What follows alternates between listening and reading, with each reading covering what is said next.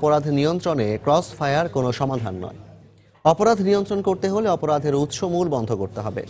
অন্যদিকে অপরাধ বিশ্লেষকরা বলছেন, আব্দুল্লাহ সহ যে কোনো শিশু অপহরণের পর আইন শৃঙ্খলা রক্ষা বাহিনীকে যথেষ্ট তৎপর হতে দেখা যায়নি, কিন্তু তারা আরও বেশি সক্রিয় হলে এ অপরাধ নিয়ন্ত্রণ সম্ভব।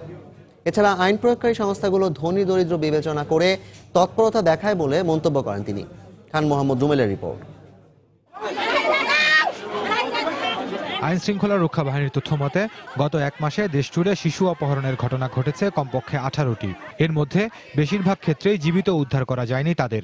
সবশেষ আব্দুল্লাহ অপহরণের পর আইন প্রয়োগকারী সংস্থাগুলোকে জানানোর পাশাপাশি অপহরণকারীদের দাবি করা 5.5 লাখ টাকা মুক্তিপণের মধ্যে 2 দফায় 2 লাখ টাকা দিয়েছে আব্দুল্লাহর পরিবার। কিন্তু আব্দুল্লাহকে জীবিত উদ্ধার করতে পারেনি র্যাব পুলিশ। অথচ আব্দুল্লাহর মরদেহ উদ্ধারের আগে সময় গড়িয়েছে বেশ কদিন। এবং তার আইন শৃঙ্খলা রক্ষাকারী বাহিনী কিছু কিছু বিষয়ে ভীষণ রকম স্পর্শকাতর এবং সংবেদনশীল হতে হবে। সেই সক্রিয়তা আমরা দেখলাম না। সেই ক্ষেত্রে আমরা বলতে পারি যে তারা যথেষ্ট দক্ষতা এবং সফলতার পরিচয় দিতে পারেন নাই। অন্যদিকে সমাজবিজ্ঞানীরা বলছেন, সাম্প্রতিক সময়ে শিশু অপহরণের বেশিরভাগ ঘটনার পেছনে ছিল নিকট আত্মীয় কিংবা পরিচিত জনরা, যাদের কেউই পেশাদার অপরাধী নয়। আর তাই এসব রোধে আইন শৃঙ্খলা রক্ষা বাহিনীকে ভাবতে হবে নতুন করে। Crossfire is not a solution, কারণ ক্রসফায়ার দিয়ে আমি যে ফিনিশ প্রোডাক্ট, যে অর্থাৎ যে কিনা ক্রিমিনাল হয়ে গেছে তাকে আমি মেরে ফেলছি। এখন আমার ক্রিমিনাল হওয়ার যে প্রসেসটা, সেইখানে যদি আমি কোনো রকমভাবে প্রভাবিত না করতে পারি, আমি কজনকে ক্রসফায়ারে মারব। তারা আরো বলছেন, পুঁজিবাদী সমাজ ব্যবস্থায় মানুষের মনে অতি প্রতিযোগিতার মনোভাব কাজ করে। এর ফলে সাধারণ মানুষও নৈতিকতা ভুলে পৈশাচিক আচরণ করছে। রাষ্ট্র জনগণের কাছ থেকে কর নেয় এবং কর নেয় যে তারা অন্তত বেশ কিছু সুবিধা দেবে। তার ভিতরে একটা হচ্ছে আইন শৃঙ্খলা রক্ষা করা। শিশুদের ওপর কোনো কিছু হলে সেখানে যেন আইন শৃঙ্খলা রক্ষাকারী বাহিনী এবং রাষ্ট্র শুধু সক্রিয় না, সুপার অ্যাক্টিভ হওয়াটা খুবই দরকার। শুধুমাত্র যদি আমি পুলিশ দিয়ে পড়ি, এখন এই ঢাকা শহরে 2 কোটি লোকের পেছনে কয়টা পুলিশ আমার আছে, তাই না? সুতরাং মানুষের ভেতরে যদি এক ধরনের বিবেক কাজ করে, মানুষের ভেতরে যদি এক রকমের মমত্ব কাজ করে, তখন সেই অপরাধগুলো থেকে সে নিবৃত্ত হয়। সেটাই হচ্ছে লং লাস্টিং কিংবা যেটা কিনা দীর্ঘস্থায়ী সমাধান হতে পারে। তবে দুজনেই মনে করেন, সমৃদ্ধ ও সভ্য দেশ তৈরি করতে হলে শিশুদের জন্য নিরাপদ পরিবেশ নিশ্চিত করতে হবে যে কোনো মূল্যে। একটা সবচেয়ে কোমল। খান মোহাম্মদ রুমেল, সময় সংবাদ, ঢাকা। রাজধানীর নয়াপল্টনে বিএনপির কেন্দ্রীয় কার্যালয়ে ভাঙচুর চালিয়ে আগুন দিয়েছে ছাত্রদলের পদবঞ্চিতরা। এ সময় তারা কার্যালয়ের সামনে 2টি মোটরসাইকেল পুড়িয়ে দেয়। পুলিশ ও সরকারের ইন্ধনে এই ঘটনা ঘটেছে বলে অভিযোগ করেছে বিএনপি। বিকেল 4:45টার দিকে একটি মিছিল নিয়ে নয়াপল্টনে বিএনপির কেন্দ্রীয় কার্যালয়ের সামনে এসে বিক্ষোভ শুরু করে ছাত্রদলের পদবঞ্চিতরা। শুরুতেই আচমকা 2টি মোটরসাইকেলে আগুন দিলে আতঙ্ক ছড়িয়ে পড়ে ওই এলাকায়। এ সময় তারা কার্যালয়ে স্থাপিত জিয়াউর রহমানের মুরাল ভাঙচুর ও বেগম জিয়ার ছবি পুড়িয়ে দেয়। এরপর তারা কার্যালয়ের ভেতরে প্রবেশ করে ভাঙচুর চালায়। এক পর্যায়ে ভবনের 4 তলায় ছাত্রদলের কার্যালয়ে আগুন দেয় তারা। সবসময় পরিশ্রম করেছে, প্রতিটা প্রোগ্রামে অংশগ্রহণ করছে, আমাদের না জানাই না বলে আমাদের রানিং প্রেসিডেন্ট সেক্রেটারি ছিল, তাদেরকে না জানাই কমিটি দেওয়া হয়েছে। প্রকৃতপক্ষে যারা ছাত্র দল তাদের দিয়ে কমিটি হোক, যারা আন্দোলনের সংগ্রামে ছিল। ঘটনার কিছুক্ষণের মধ্যে পুলিশ এসে পরিস্থিতি নিয়ন্ত্রণে আনে। খবর পেয়ে ফায়ার সার্ভিসের 2টি ইউনিট এসে আগুন নেভায়। তাদের আভ্যন্তরীণ কোন্দলের কারণে তারা এখানে সংঘর্ষে লিপ্ত হয়েছে। খবর পাওয়ার পরে আসছি এবং এরপরে আমরা ব্যবস্থা নিয়েছি। পরে কার্যালয়ে তাৎক্ষণিক এক সংবাদ সম্মেলনে এ ঘটনার জন্য সরকার ও প্রশাসনকে দায়ী করেন দলের যুগ্ম মহাসচিব রুহুল কবির রিজভী। এই ঘটনাটা হচ্ছে আজকে দেশব্যাপী যে নৈরাজ্যকর পরিস্থিতি সরকার সৃষ্টি করেছে, এটা তারই অংশ। কারণ অফিসকে কেন্দ্র করে ঢিল পাটকেল মারছে, কিন্তু পুলিশ নির্বিকার দাঁড়িয়ে আছে। তা থেকে স্পষ্ট বোঝা যায় না তাদের প্রশ্রয়ে দুষ্কৃতিকারীরা ভিতরে ঢুকছে এবং আগুন লাগাচ্ছে। গত শনিবার রাতে কেন্দ্রীয় ছাত্রদলের 736 সদস্য বিশিষ্ট পূর্ণাঙ্গ কমিটির অনুমোদন দেন বিএনপি চেয়ারপারসন বেগম খালেদা জিয়া। সালাউদ্দিন সুমন, সময় সংবাদ, ঢাকা। নারায়ণগঞ্জের চাঞ্চল্যকর 7 খুন মামলায় প্রধান আসামি নূর হোসেন সহ 35 জনের বিরুদ্ধে চার্জ গঠন করেছেন জেলা ও দায়রা জজ আদালত। আগামী 25 ফেব্রুয়ারি ধার্য করা হয়েছে শুনানির পরবর্তী তারিখ। এর আগে সকালে নূর হোসেন ও র্যাবের সাবেক 3 কর্মকর্তা সহ মামলার 23 আসামিকে আদালতে হাজির করা হয়। দুপক্ষের আইনজীবীদের শুনানি শেষে চার্জ গঠন করেন আদালত। 2014 সালের 27 এপ্রিল নারায়ণগঞ্জ সিটি কর্পোরেশনের প্যানেল মেয়র নজরুল ইসলাম এবং আইনজীবী চন্দন কুমার সরকার সহ 7 জনকে অপহরণের পর হত্যা করা হয়।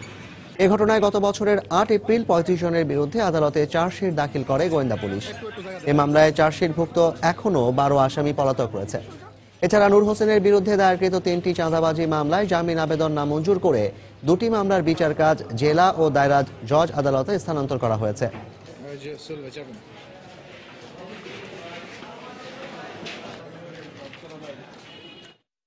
তাদের বিরুদ্ধে অভিযোগ গঠন করার জন্য আমরা আমাদের যুক্তিতর্ক তুলে ধরেছি এবং আসামি পক্ষ তারা অব্যাহতি পাওয়ার জন্য তাদের যুক্তিতর্ক তারা উপস্থাপন করেছে আদালতে।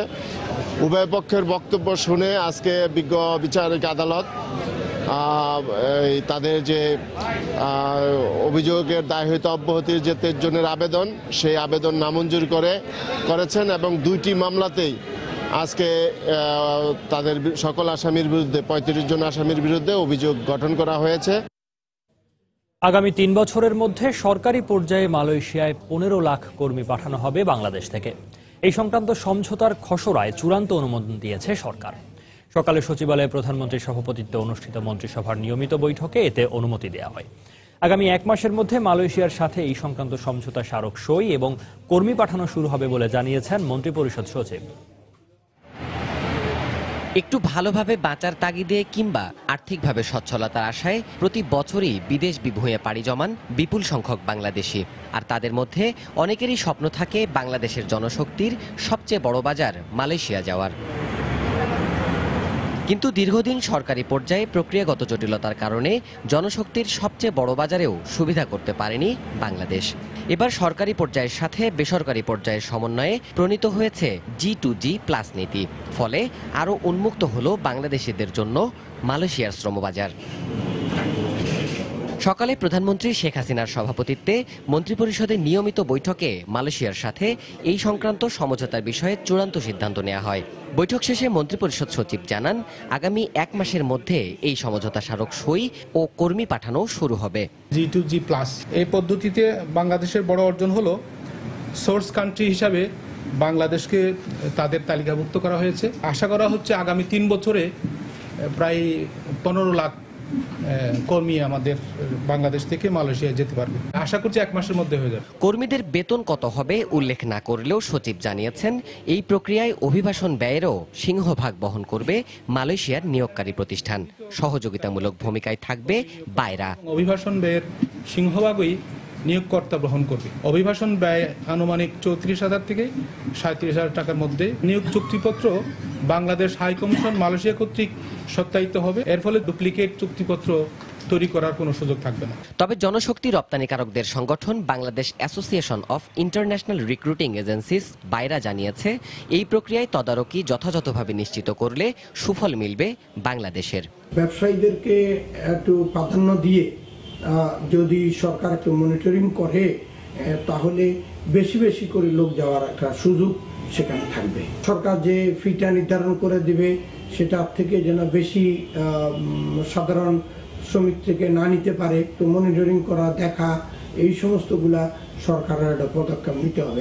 এছাড়াও এই সিদ্ধান্তের ফলে বাংলাদেশের অর্থনীতিতেও ইতিবাচক পরিবর্তনের আশা করছে বায়রা। দেবাশিস রায়, সময় সংবাদ, ঢাকা। সন্ধ্যার সময় আরও থাকছে। যতই কোন্দল সৃষ্টির চেষ্টা করা হোক, জাতীয় পার্টিকে কেউ ভাঙতে পারবে না, মন্তব্য দলের চেয়ারম্যান এরশাদের।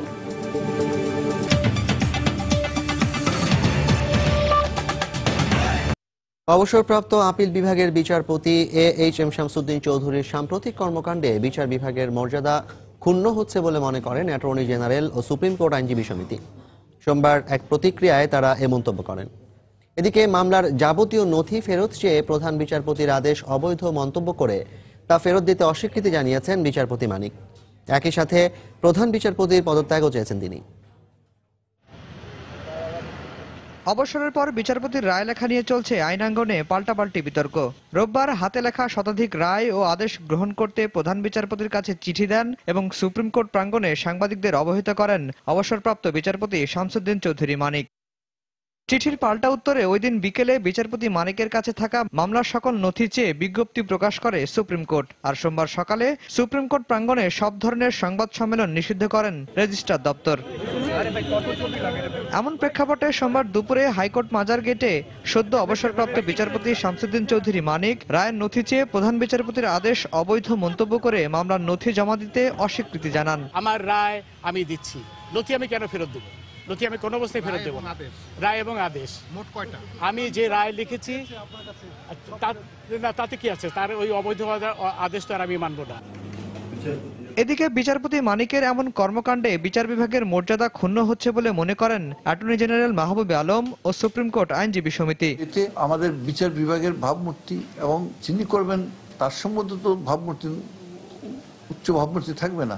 ইন্দো পাক সাবকন্টিনেন্টে বাংলাদেশ সহ একজন অবসরপ্রাপ্ত বিচারক সুপ্রিম কোর্ট প্রাঙ্গণে এসে মাঠে দাঁড়িয়ে সুপ্রিম কোর্টের প্রধান বিচারপতির বক্তব্য দিবেন, এটা একটা নজিরবিহীন।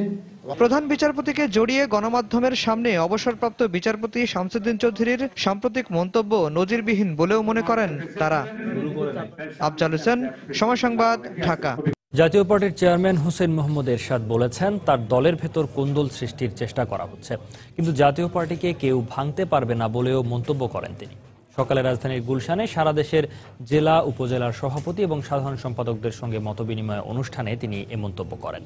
এরশাদ বলেন, দলের নেতৃত্ব নতুনদের হাতে ছেড়ে দিতে হবে। জিএম কাদেরই জাতীয় পার্টির যোগ্য উত্তরসূরি। যোগ্য উত্তরসূরি আমার ছোট ভাই গোলাম কাদেরকে সবাই আপনারা চেনেন। আমি মনে করি এই ব্যক্তিটি আমার দলের হাত ধরতে পারবে। অপার সম্ভাবনা আমাদের সামনে, মাঠে কেউ নেই। এই সম্ভাবনা কাজে লাগাতে পারলে অভিষ্ট লক্ষ্যে পৌঁছানো কঠিন নয়।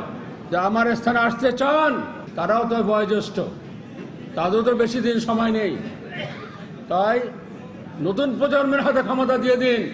জাতীয় পার্টি বলতে এরশাদ বা জাতীয় পার্টি, এটা ভুলে যেতে হবে। জাতীয় পার্টি সবারই, এরশাদ নেতৃত্ব দিয়েছে, আরেকজন নেতৃত্ব দেবে। সন্ধ্যার সময় আরও থাকছে। সাঁতারে বাংলাদেশকে আরও একটি সোনা এনে দিলেন মাহফুজা খাতুন। নারীদের 50 মিটার বেস্ট স্ট্রোকে গড়লেন এসএ গেমসের নতুন রেকর্ড।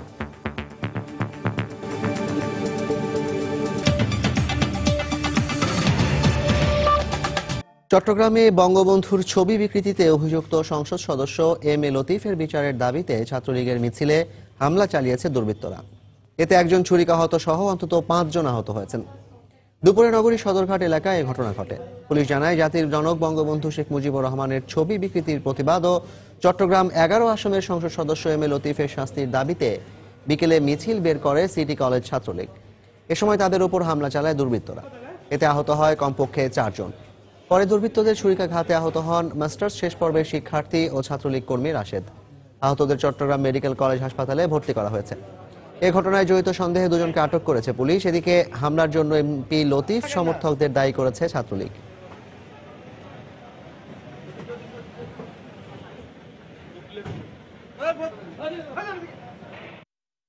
অতর্কিত অজ্ঞাত সন্ত্রাসীরা উপর্যুপরি আমাদের মাস্টার্স শেষ বর্ষের ছাত্র মোহাম্মদ রাশেদ তাকে ছুরিকার আঘাত করে এবং আশেপাশে যেসব কর্মী ছিল তাদের উপরও ছুরি তেড়ে বিভিন্নভাবে আক্রমণ করার চেষ্টা করে। যাদের বিরুদ্ধে মানববন্ধন করছি তারাই হয়তো বা আমার উপর মানে টার্গেট করে অতর্কিত হামলা করে। তাদেরকে চিকিৎসার ব্যবস্থা করা হয়েছে। পরবর্তীতে আমরা প্রক্রিয়াধীন আমাদের ঊর্ধ্বতন কর্তৃপক্ষ আছে, অভিযোগ পেলে অবশ্যই মামলা হবে। মান ও পরিমাণে ত্রুটি পাওয়ায় রাজধানীর 6টি সিএনজি স্টেশন ও পেট্রোল পাম্পকে 9,90,000 টাকা জরিমানা করেছে র্যাবের ভ্রাম্যমাণ আদালত। র্যাব 2 জানায়, ভেজাল আর নিম্নমানের তেল সরবরাহের অভিযোগের ভিত্তিতে কিছুদিন আগে মহাখালী এলাকার বেশ কয়েকটি পেট্রোল পাম্পের তেলের নমুনা সংগ্রহ করেন তারা। এ সকল নমুনা বিএসটিআই পরীক্ষা করে দেখে বেশিরভাগই ভেজাল এবং একই সঙ্গে মাপে কম। এছাড়া সিএনজি সরবরাহ ত্রুটিপূর্ণ দেখা গেছে। পরবর্তীতে রাজধানীর সবগুলো সিএনজি স্টেশন ও পেট্রোল পাম্পে এ ধরনের অভিযান পরিচালনা করা হবে বলেও র্যাবের পক্ষ থেকে জানানো হয়।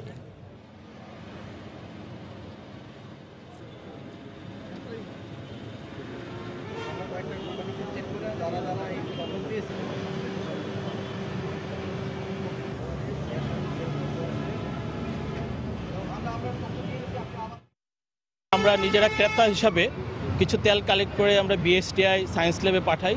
তারপরে দেখি যে প্রচুর তেলে ডেভিয়েশন আছে। পরবর্তীতে আমরা রূপান্তরিত প্রাকৃতিক গ্যাস অফিসারদের সাথে যোগাযোগ করি, তো ওনারাও বলছে যে গ্যাসে একটু আছে। কোথাও এখানে অকটেন, কোথাও ডিজেল মিশ্রণ করে পেট্রোল বা অকটেনের সাথে বিক্রি করা হচ্ছে এবং কোথাও পরিমাণে কম দেওয়া হচ্ছে। এই অভিযানে আমরা বাংলাদেশ গ্যাস আইন এবং বিএসটিআই স্ট্যান্ডার্ড মেজার্স আইন এবং ভোক্তা অধিকার সংরক্ষণ আইনে মোট 10 লক্ষ টাকা জরিমানা করা হয়েছে মোট 6টি পেট্রোল পাম্পকে।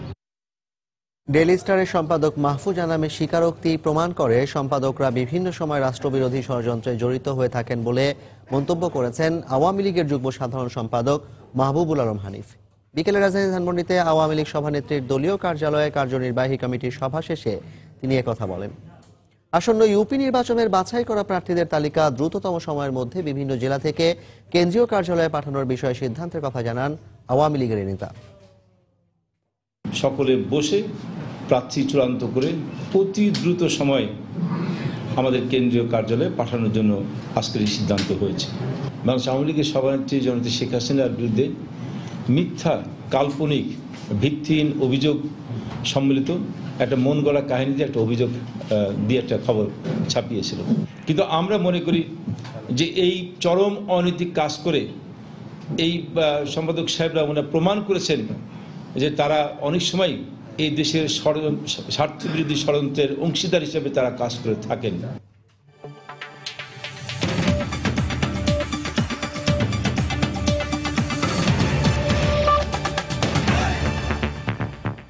সন্ধ্যার সময় শুরুতে একটি শ্বাসরুদ্ধকর খবরের আমন্ত্রণ জানিয়েছিলাম আপনাদেরকে, জানাচ্ছি সেটি। ভারতের বেঙ্গালুরুর একটি স্কুলে একটি চিতাবাঘ ঢুকে পড়ায় একে ধরতে গিয়ে 6 জন আহত হয়েছেন। বিবিসির খবরে বলা হয় আহতদের মধ্যে এক বিজ্ঞানী ও একজন বন কর্মকর্তা রয়েছেন। রোববার 10 ঘন্টার চেষ্টায় চিতাটিকে আটক করতে সমর্থ হয় কর্তৃপক্ষ। ওই দিন সকালে শহরের কুন্দালাহল্লি এলাকার ভিভগো ইন্টারন্যাশনাল স্কুলে এই চিতাবাঘটিকে ঘোরাফেরা করতে দেখা যায়। বন কর্মকর্তারা জানিয়েছেন শহরের অদূরে একটি বন থেকে বাঘটি চলে এসেছিল।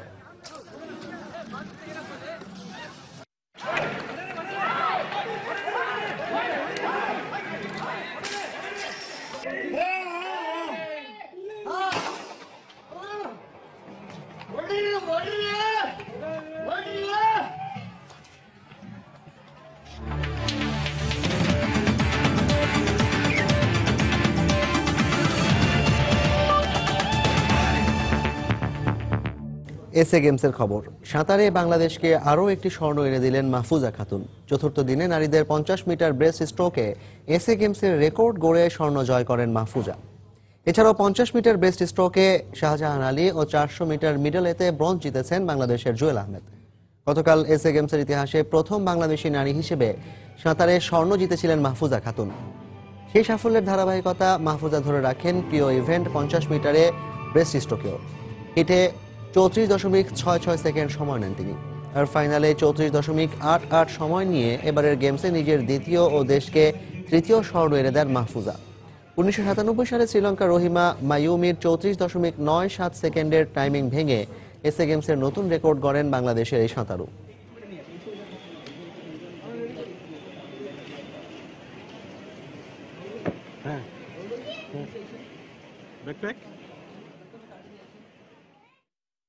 আমি খুবই হ্যাপি, খুবই খুশি।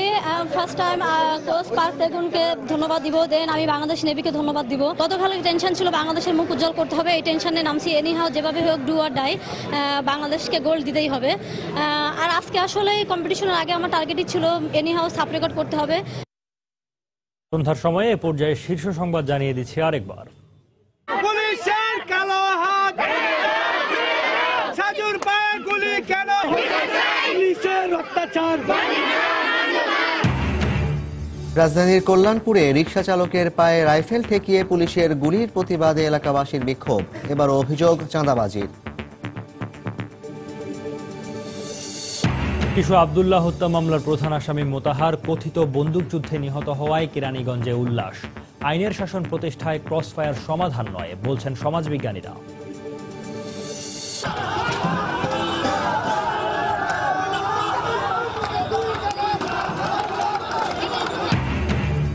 নয়াপল্টনে বিএনপির কেন্দ্রীয় কার্যালয়ে ছাত্রদলের পদবঞ্চিতদের হামলা ভাঙচুর, আগুনে পুড়ে গেছে মোটরসাইকেল সহ কার্যালয়ের আংশিক।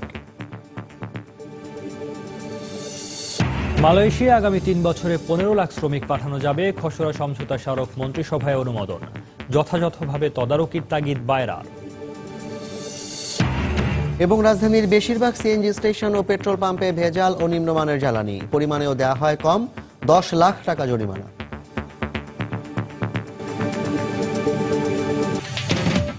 এই ছিল সন্ধ্যার সময়। যে কোনো খবর পেতে ভিজিট করুন সময়নিউজ.tv। সঙ্গে থাকুন সময়।